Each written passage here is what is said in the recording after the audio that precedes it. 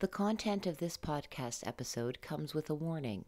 Please note, this podcast episode may touch upon the subject matter of suicide, as is discussed in the book The Midnight Library by Matt Haig. If you or someone you know is currently considering suicide or is in a crisis, please contact 1-844-437-3247. Are you looking for a light read? Something fun? Something entertaining? Well, check out Book Interrupted's blog. You can find Manuscript Mondays, Topic Tuesdays, Word Wednesdays, Thought Thursdays, Fact Fridays, and Silly Saturdays. Sundays are reserved for Down the Rabbit Hole or Top 10 lists, artwork, and more. Be sure to check out Book Interrupted's blog at www.bookinterrupted.com/blog. Parental guidance is recommended because this episode has mature topics and strong language. Here are some moments you can look forward to during this episode of Book Interrupted. Made you read it. Made you read it. I love when chapters are short. Oh, unless you were the writer with some children. Yeah. And you'd still be Right. That's right. Never screw up. Always have like these great lessons to draw from. The difference in the movie is that she can access all of her other lives. I recommend it. It was very entertaining. Yeah, it's not my favorite quality, but So much color around it. Not healthy, but it's podcast. Mind, body, and soul. Information is the goal. Try to learn something new without being distracted. Mind, body, and soul. Information is the goal. Try to learn something new without being disrupted. Mind, body, and soul. Inspiration is the goal.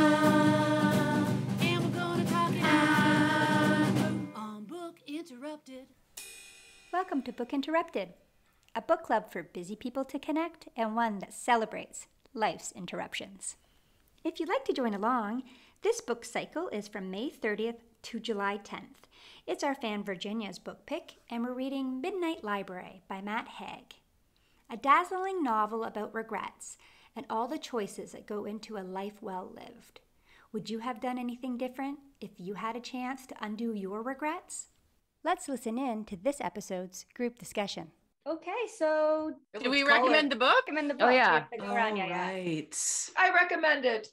I recommend I it. recommend it. I already did. I already recommended something that I've read it. I think it's pretty popular actually.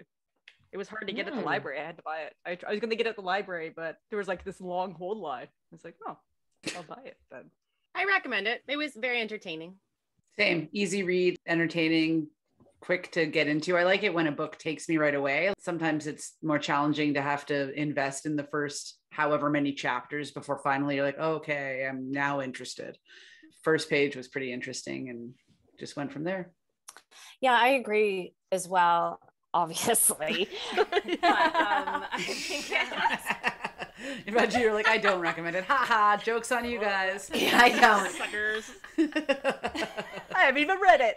Made you read it. Made Yeah. you read it. I know, I suck ass. I do think, I think it has to be for the right time in your life. If you want to read something easy that I don't think it's stirs the soul, like some other books do, and it doesn't sit heavy with you.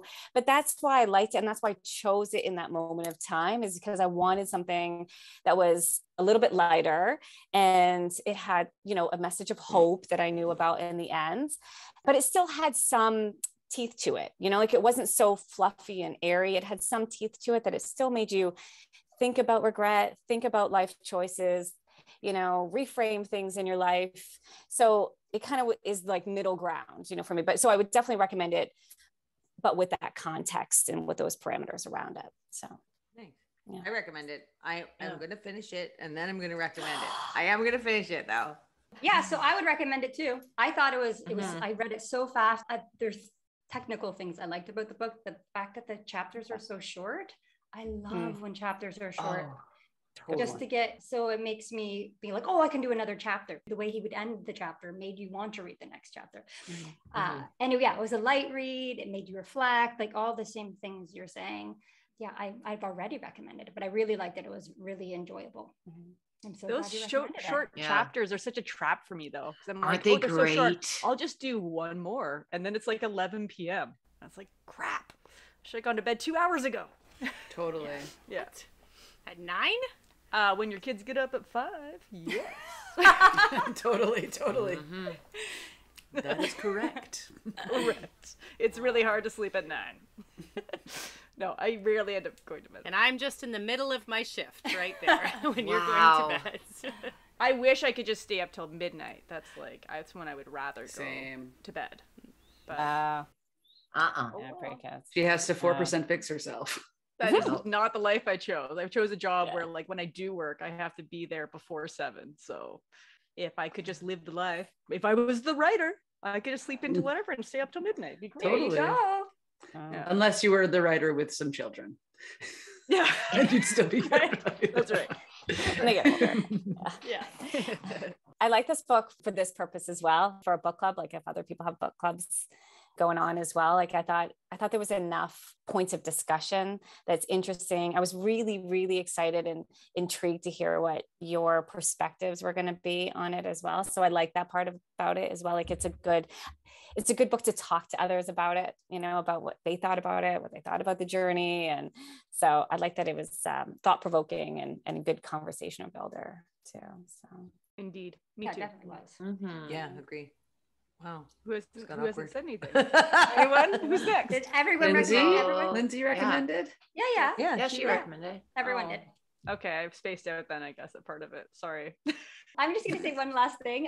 Me and Leah, although Leah ended up not being able to make it, so I went with my mom. We went to go see a movie called Everything Everywhere All at Once, and it's about parallel universes. And this woman, it's so good if you haven't seen it. Oh my gosh, it was hilarious. It was funny and it's great. It's on my list. It's Everything. called Everywhere All at Everywhere. Once. Everything, Okay. everywhere, all It's at once. really funny and It's super still in silly. theaters now. It's about the parallel universes, and it's kind of like this woman, she needs to save the universe basically, and they come to her, and what they say is they're coming to her in her worst life, and she was like, thanks. They're like, you screwed everything up. Everything you ever tried. So You that's failed yeah, at. so that's why we're coming to get you in this life, because this is your worst life. And then she was like, that's really insulting and I'm not interested. Like, anyway, it was really funny, but it kind of goes through that too, like regrets and whatever. And it reminded me of the Midnight Library. So if you read the book and you were really into it, then you might like watching that movie. This is your jeans choice. Yeah, this is It's your jeans choice. this is my gene pick for a movie. Or your Vincent. Your so- Vincent's choice to accompany the wine and the book. Mm-hmm. Well, that's Yeah, interesting. So accompany it. wouldn't you want to go see what those other lives are all about? If this one is the worst one and you think, oh, this is actually pretty good, wouldn't you be wondering Yeah. what those other lives are like? If this one you think is Mhm. pretty good, how awesome, like what else could there be going on in my life that's even better than this, you know? For those of you who felt dissatisfied by Midnight Library, where she couldn't remember the life she went into, the difference in the movie is that she can access all of her Oh, other yeah. lives. Oh. Yeah, that's not a cool. spoiler. That's in the trailer. I haven't seen the movie. That's in the trailer. Yeah, that's true. That's a good contrast.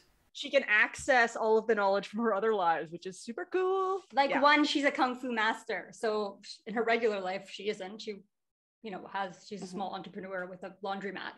And all of a sudden, like she can access this and she's like doing kung fu and she's like, what the hell? It's really, Where'd this it's come really from? great. Yeah, it's really good. Yeah. Well, that'd be neat too, because then you could take all the lessons and all these past lives or these parallel lives and just never screw up. Always have like these great lessons to draw from. You could be like Goodwill Hunting. You like remember all the things. It's like the Matrix though, because you'll have all the knowledge, right? It would be great if Nora had all the knowledge when she went back. You know what I mean? Yeah. Of all the things she did, like what she did to become a swimmer and what she did to become that Arctic, what was she again? Physiologist. Thank you. And it would be cool if she had all the knowledge from all these different lives when she went back, I think. Oh yeah. Yeah, she So definitely this have a different movie can perspective give then. that to you. In movie This form. movie did give it to you, though. Yeah. Any final thoughts before we wrap it up? Thanks for coming, Ginny. Yeah, it was good seeing you Yeah, again. Thank you. Thank Nice to you meet you. so much for this. It's been a real pleasure. It's been wonderful to meet all of you and to chat about this book. Thanks for bringing this opportunity that we could all meet like this and talk about the book. And it's been honestly a real pleasure to meet all of you. So thank you very much. Oh, good. Thank you. Great. And then we have the fan episode, which is the silliest episode. So get ready. Oh, yay. We go on Yeah, a looking tangent forward to that every one. time. Get ready. I was just listening to the last episode, the one with the 2 truths and a lie. That was really good. That was a great one to hear. And Leah, I realized you're a really good liar. Watch out. Yes. It's one of my talents. It's not my favorite quality about myself. Yeah, it's not my favorite quality about So myself. much but yeah. color around it. Yeah, it's good. You guys do great. It's not healthy, but it's podcast. Oh, you kill me. Oh, goodness. This interruption is brought to you by Unpublished. Do you want to know more about the members in Book Interrupted? Go behind the scenes? Visit our website at www.bookinterrupted.com. Book interrupted. My interruption is learning things the hard way. Every spring, I look forward to eating fiddlehead greens. And if you don't know what they are, they're the new shoots from the ostrich fern. This year, I learned that if you undercook them, they will make you incredibly sick, like you have food poisoning. So I spent the whole weekend being incredibly sick. I slept for an entire day. I still like fiddlehead greens, though. Book interrupted. It's book report time. We're going to find out from each member their final thoughts and do they recommend the book? Let's listen. Hi, it's Virginia, and this is my book report for Midnight Library. Okay, so this is the one where I'm going to share whether or not I would recommend this book to you all or not. So, duh, of course I would. It was my suggestion. I liked this book, which is why I picked it. And I think that if somebody watching and listening has been contemplating reading this book, I would say now is a perfect time, especially in the summer when you want a bit of an easier read in general. It's got short chapters, it has nice character development. It also is interesting, like it's kind of middle of the road, like it's thought-provoking, but it's not too dark and too heavy on your shoulders, and it doesn't haunt you, for days later. But it's a really nice book, and it does start off quite dark, but it does end on a nice lighter note, a note of hope, and that sometimes in your life you may think, I should have done this, or if I chose this career path, if I chose, to do my life in a different way, that your life would just turn out differently. But at the end of the day, it turns out as it's meant to. So I think that it's a nice read for that reason. So I hope you all have enjoyed this, and I hope you do go out and pick up Midnight Library. Thank you. Okay, bookies. Kim here with book report for Midnight Library. The ultimate question is, would I recommend it? And the final answer is yes. I enjoyed this book for many reasons. Mostly it was more of a structure thing even than a content thing, because I really liked the way it began. I really liked the short chapters. The content was also interesting and maybe captivating would be a good word. Some of the actual stories I wanted to be maybe better or spend more time in them or more detailed, or I don't know. There was something there that wasn't quite right for me, but like I said, the structure of the book and the idea behind it was interesting enough that it held my attention.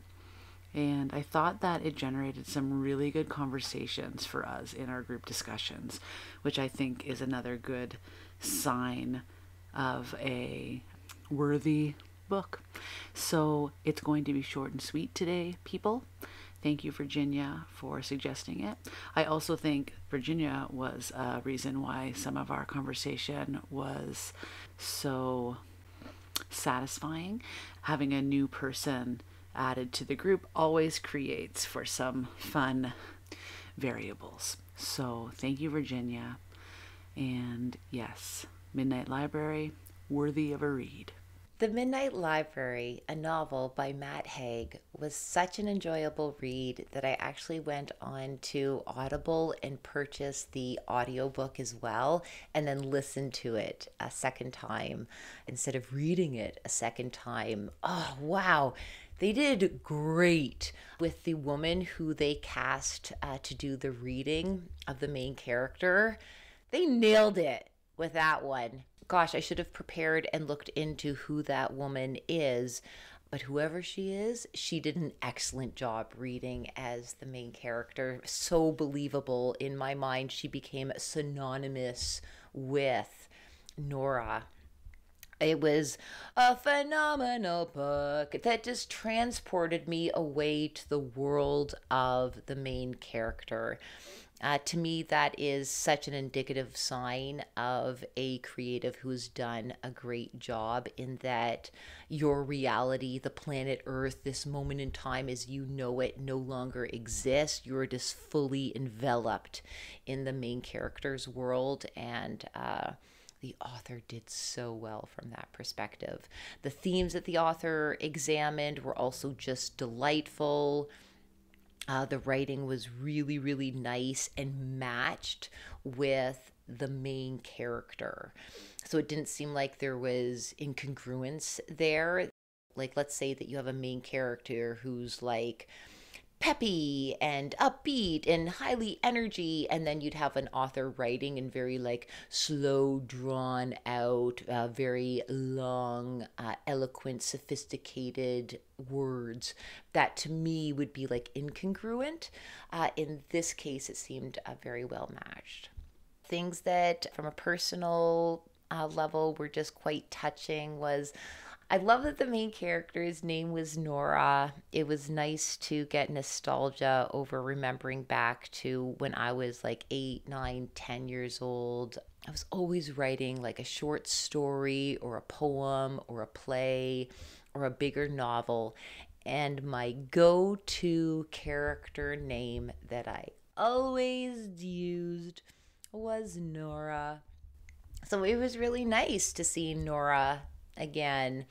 She wasn't in any of the previous forms that I had invented long ago.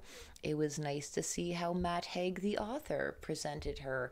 But I have to admit, in like my mind, it was like a little like, oh, Nora, how are you? I remember you. Yes, folks, I did spend a lot of time alone growing up. I had my own whole like world. So yes, the author's Nora and my own Nora, who I used to use when I would write, as if they became one and the same. So that was lovely. The book ended just right, in my opinion. I love that they brought her back to life. That would have just been such a rah-rah, such a sad move had the author remained dead. That just, it didn't feel right. What else did I appreciate? Oh, something that I have been munching on and still don't have an answer to yet. And I'd love to hear from any listeners, if you have read the book, what is your take?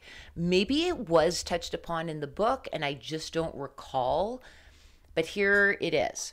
In this novel, in this story, it's the idea that for many individuals, when you die, there's this, I don't know, like holding space before you're fully like dead. And you can, for some individuals, it's like a library. For other individuals, it's like a video store. It doesn't matter the specifics, but usually it's just a place that makes sense to the person who is on the verge of dying and passing to the other side. And they get an opportunity to review many of their regrets and many of their choices, how their choices led to the creation of the particular life that they were living before they died. However, simultaneously, because of the quantum field, that all these other lives and other choices that weren't decided upon, but that were at one time options, those lives are playing out. So my question is, when Nora is in the Midnight Library and she's like, oh, okay, here's the new life and the version of me in that life that I'm going to slip into, where does that Nora, we'll take Rockstar. So there's Nora the Rockstar going on. Then there's also dead Nora who's in the Midnight Library who chooses to go into Rockstar Nora's body and life. Where does Rockstar Nora's consciousness go in the interim until dead Nora slips back out of that Rockstar life and goes back to the Midnight Library? Maybe it doesn't matter. Maybe no one thought of this or thought it was a valid point worth exploring. But that was one thing that I got hung up on. I was like, it doesn't make sense to me. If we're in the quantum field and there's the idea that nothing is ever like truly dead, that things would just change form, for example, so nothing is ever gone. So then where does that Rockstar Nora's consciousness go?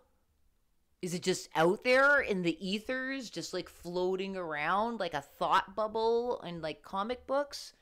I don't know. Does someone have the answer? Please help me out. This is what I stay up late thinking about. No, I don't really stay up late thinking about it, but I do contemplate it an awful lot.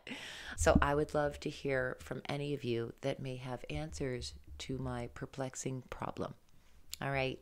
Thanks. I really love this book. So, first off, this is a spoiler. So if you haven't finished the book, stop listening. I completely called it. I knew that's how that book was going to end, that she would choose her original life and make it what she wants it. There's never too late to turn things around.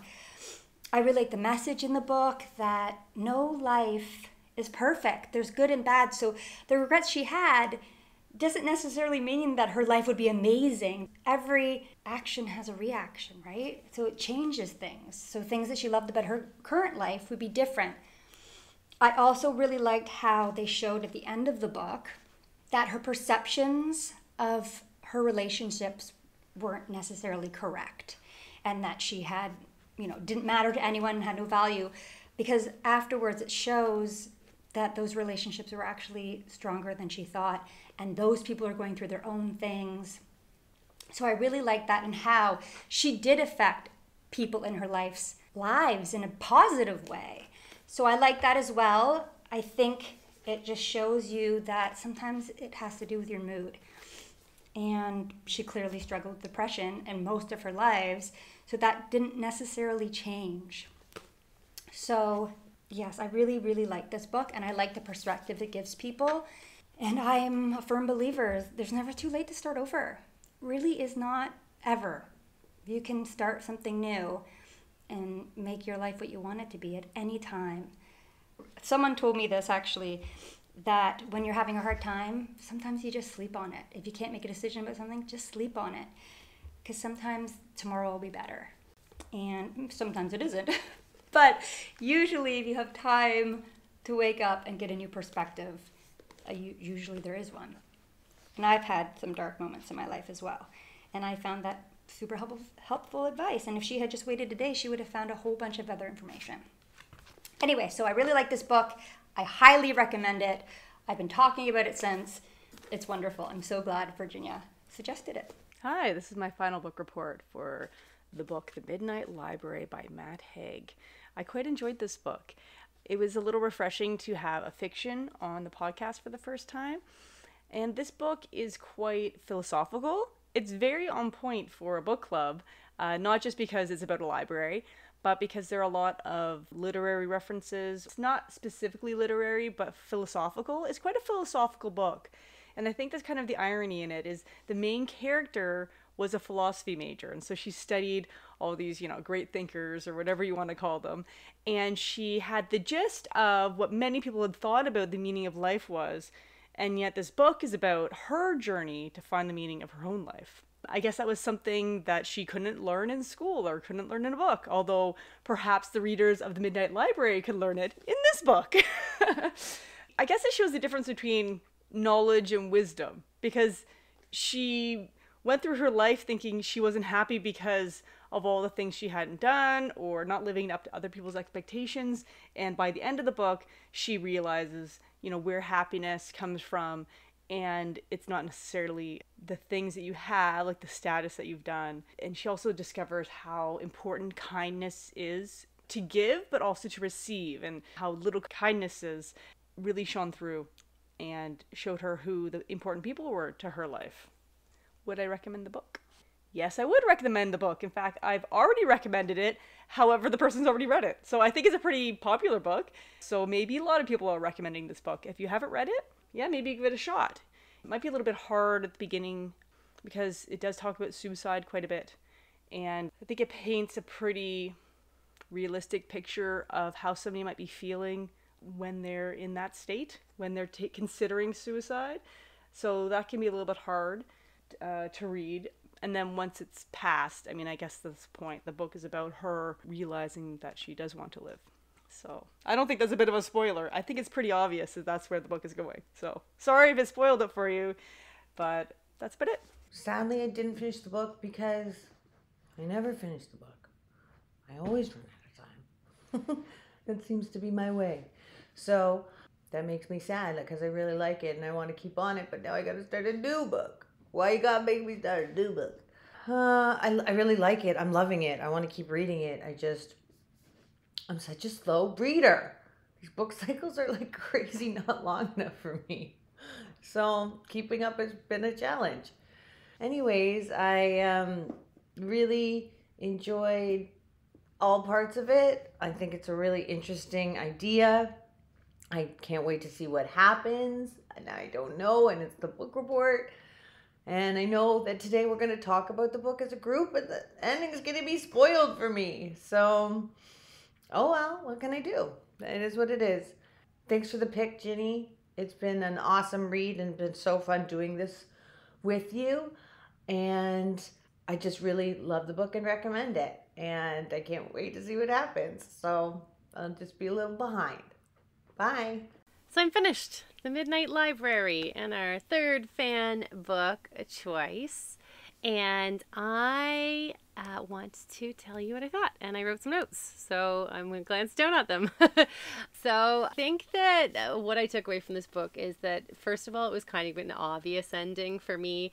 Maybe because that's the way I already think already. And that I don't need a book to teach me about not to regret. But it was also a good reminder to be in the moment, to accept myself for who I am, and to remember there are so many possibilities, so to make the most of them. And if something's not working, then to make a different choice. And I did like the Mrs. Elm bit at the end, and it reminded me of my Nana, which made me a bit sad and a bit nostalgic, but that was really nice. And then it also made me think of how important it is to spend time with the people that I love. Still wasn't my favorite book to read. I did enjoy the story, and I did really enjoy daydreaming about the different possibilities that my life could have gone to. Would I recommend the book? Yeah, definitely. I do not regret reading this book, which I wouldn't anyways, but I don't regret reading this book. I think it was entertaining. And, just because some things about it really frustrated me and I wanted it to be a bit different, doesn't mean I don't think other people should read this book. And for someone that, is maybe living in regrets, maybe this is something that will help them. I also have never, I thought about this, that I've never really, there's nothing huge in my life that I could have regretted. So I think maybe I would be in a different place if I had done something huge that maybe I would regret. So I guess that's it for that. So thank you, Virginia, for recommending this book and for being on our podcast. And I'd like to read a quote to finish off. So this is from page 143 on this version. She imagined now what it would be like to accept herself completely, every mistake she had ever made, every mark on her body, every dream she hadn't reached or pain she had felt, every lust or longing she had suppressed. She imagined accepting it all, the way she accepted nature, the way she accepted a glacier or a puffin or the breach of a whale. She imagined seeing herself as just another brilliant freak of nature, just another sentinel animal trying their best. And in doing so, she imagined what it would be like to be free. Thank you for joining us, and we'll see you on the next book cycle. Thank you for joining us on this episode of Book Interrupted. If you'd like to see the video highlights from this episode, please go to our YouTube channel. Be sure to subscribe, and you'll be notified when there's new content. Want to be part of the conversation? Have your voice heard on our fan episode next week. Or recommend a book and you could be joining us for a 6-week book cycle. Find out more by going to www.bookinterrupted.com/fans. Are you interested in buying this book? Do you want to order the next book so you can read along? Go to www.bookinterrupted.com/shop to see a complete list of our books. And if you haven't tried them yet, our affiliate partners, The Bookshop and Libro.fm, both help support your local bookstore where available. Thanks for taking the time to check in and connect. We'll see you next time on Book Interrupted. Book Interrupted. Never forget, every child matters.